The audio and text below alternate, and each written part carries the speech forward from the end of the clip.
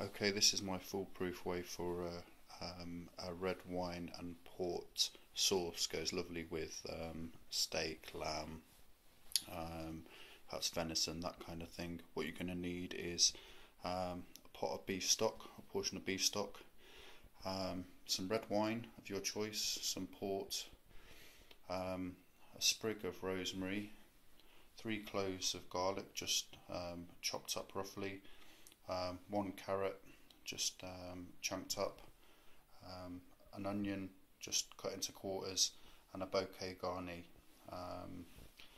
And you don't really need to bother preparing the vegetables in any particular way because we're going to fish those out later.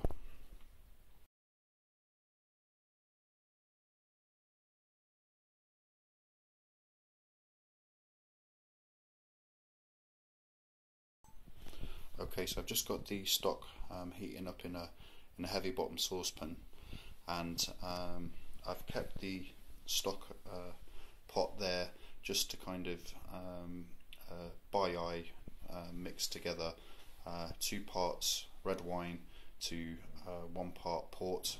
Port gives the sauce a lovely rich and sweet finish. So all in all, you've kind of got 1 pot of stock to 1 pot of booze. That's the kind of ratio you're looking for there. And once this stock's come up to the boil, I shall take you through the next steps.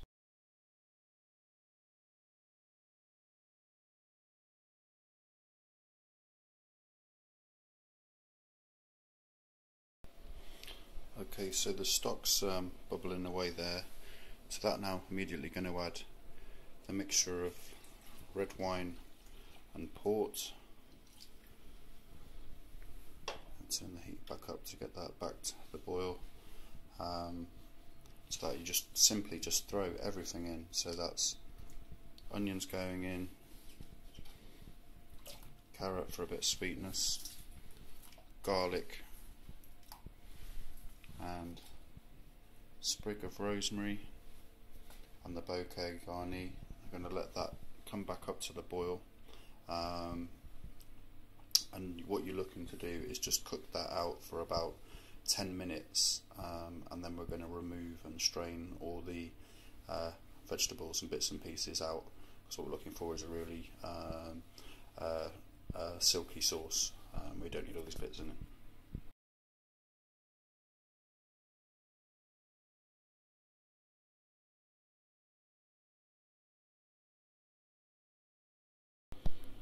Okay, so this has been boiling away for about 10 minutes. You don't want the herbs and everything left in there too long, or they'll just over flavour the sauce. So just going to strain that through a fine sieve. So all the vegetables there are out. Pan back on the heat and reintroduce the infused stock, wine and port mix now.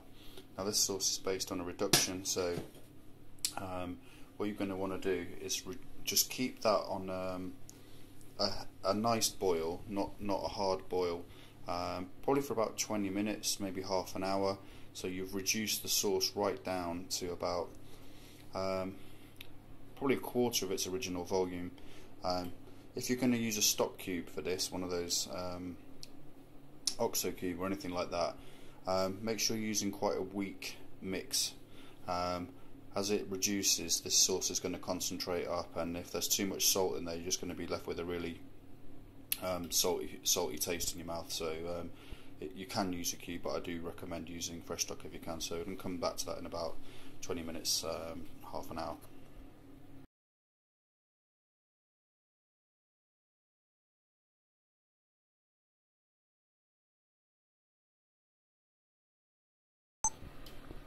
Okay, so this has been reducing for about 20 minutes now, and this is where you really want to keep a close eye on the sauce.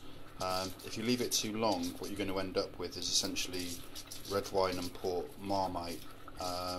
So at the moment you can see it's starting to thicken up a little bit, what you're looking for is just a nice thick sauce. So keep a close eye on it after the 20-minute mark, so that it doesn't over reduce. And when you think you're there with the I don't know how you describe the thickness that you're looking for, but like a thick gravy kind of consistency, or a medium to thick gravy, then you want to pull it off the heat.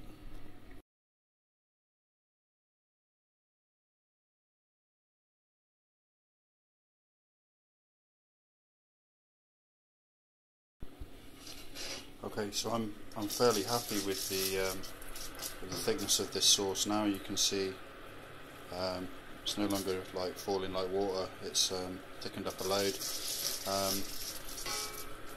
What I'm going to do is just add a touch of butter.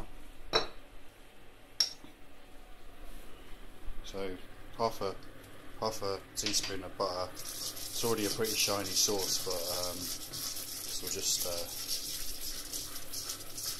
make it a little bit richer. Off the heat, I'm ready to serve, and next time you see it, be plating up.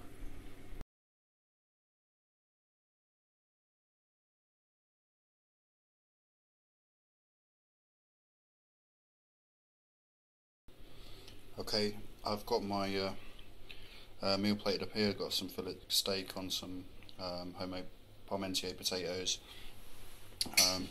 Got my sauce here. You can see now how it's nice, like a nice thick gravy. I'm just going to sauce the steak. In fact, let's do away with the spoon. Just pour it on so you can see the thickness there. And that recipe will do for like kind of two people. So there you are. That's my recipe for a foolproof red wine and port sauce.